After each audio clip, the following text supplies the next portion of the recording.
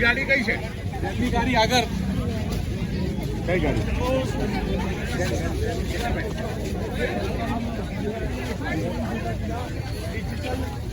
હાલો હાલો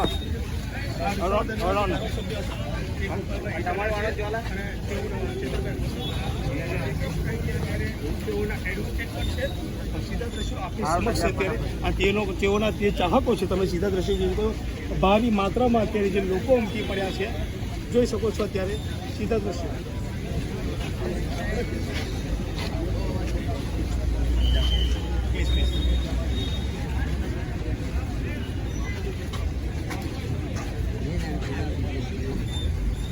ગોપાલભાઈ ટીકાલિયા અત્યારે જે ચૈતર વસાવા છે તેઓના એડવોકેટ બનીને અત્યારે હાલ વિસાવાદથી અહીંયા આવ્યા છે અને સીધા દ્રશ્યો આપણી સેવન ગુજરાતી ન્યૂઝ સાથે આપ નિહાળી રહ્યા છો. અત્યારે હાલ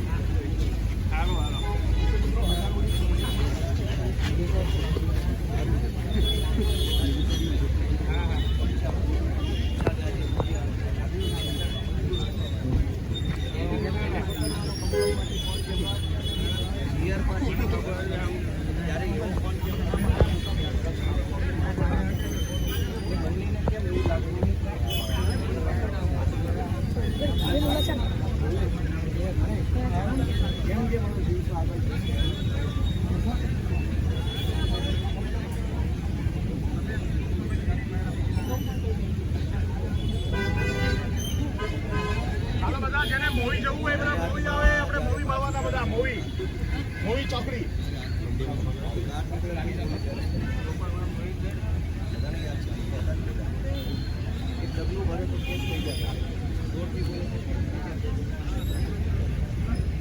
એવા સીઆર પાટીલના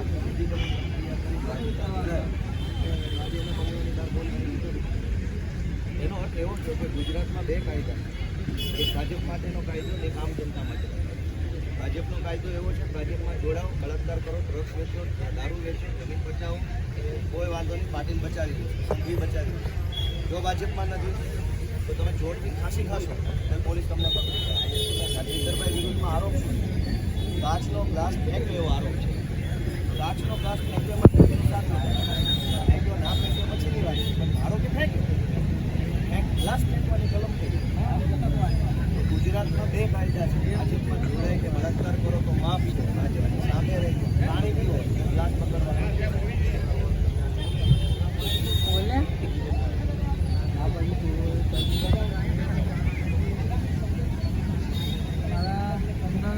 ઇનોવા પડી ને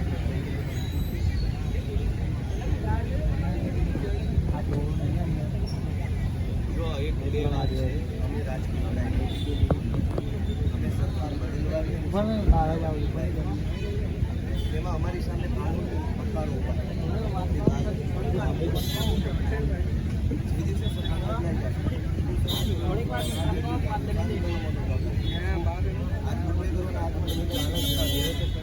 પોલીસે બુટલેગરોનું માન રાખ્યું. અમારા જેવા ભણેલા ગણેલા માણસો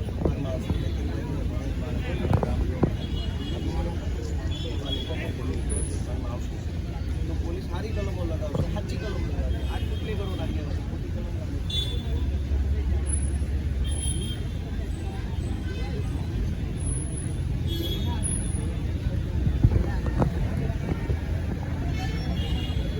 કઈ રીતે જોવું જોઈએ. પોલીસને પૂછો ને દેશમાં કયો કાયદો છે વકીલને રોકી નાખવાનો. કોઈ વકીલ અદાલતમાં જતો હોય એને રોકવાનો કાયદો ક્યાં લખો છે, કઈ કલમ શું નામ છે, કઈ તારમાં કાયદો. એમ કીધું હું અદાલતમાં જાઉં છું, એ મારો અધિકાર. પોલીસ કોણ છે મને પૂછવાવાળા કે કોના વકીલ છો, કોના વકીલ. તમે એનો વકીલ, હું આરોપીનો વકીલ, સાક્ષીનો વકીલ, પંચોનો વકીલ. પોલીસ સ્ટેશન લેવા જવાય એવું કોણે એને અગાતો પૂછવાનું તેમ પૂછે કોના વકીલ છો. અને અદાલત કોની છે? ભાજપની અદાલત છે કે સરકારની અદાલત છે? અને વકીલ અદાલતમાં નહીં જાય તો હવે ક્યાં જશે? પોલીસ સ્ટેશને આવવા જતા, મામલતદાર ઓફિસે આવવા જતા, રાતમાં પૂછવા જતા, સડકો પર રહેવા દીધું.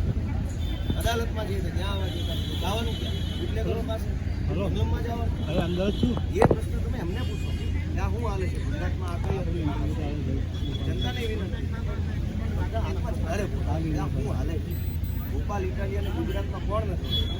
છતાંય પોલીસ એવો પ્રશ્ન કરે કે તમને નહીં જવા દે. ભોપાલ શું છે? એડવોકેટ છે. વિસાવદરની જનતાએ જનપ્રતિનિધિ બનાવ્યો. બધાને ખબર છે, પછી કેવી રીતે રોકવાના? તમને ખબર છે કે જે રાજકીય સન્માનિત સત્તાની વધુ ધરાવતો વ્યક્તિ છે, તો ગુજરાતની જનતા વિચારે, ગુજરાતની જનતા પોતાના આત્માને પૂછે કે આ ભાજપના લોકો આ શું કરી રહ્યા છે? શું આ વ્યાજબી છે? શું આપણે આવું ગુજરાત જોઈએ છે કે જ્યાં વકીલને અદાલતમાં નહીં જવા દેવામાં આવે? તો એ મારી જનતાને અપીલ છે, તો વિચારો, આત્માને જગાડો અને જુઓ. ગોપાલભાઈ, અને એક વકીલ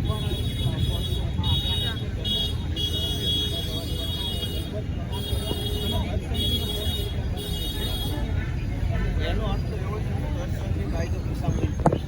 એનો અર્થ તો એવો છે એટલે અદાલતમાં જવાનું સંઘને પૂછવાનું. કાયદા નામની કોઈ અસ્તિત્વ નથી. કાયદામાં લખ્યું હોય જવા દેવાનું તો જવા દેવાનું, ના પડે ના જવા દેવાનું. પણ હવે સંઘવી પૂછીને સંઘવી કહેશે તો જ જવા દેવાનું. એનો અર્થ તો એ થઈ ગયો કે કાયદાનું શાસન નથી, હવે લોકશાહી નથી, સંઘવીશાહી આવી. ચાલો.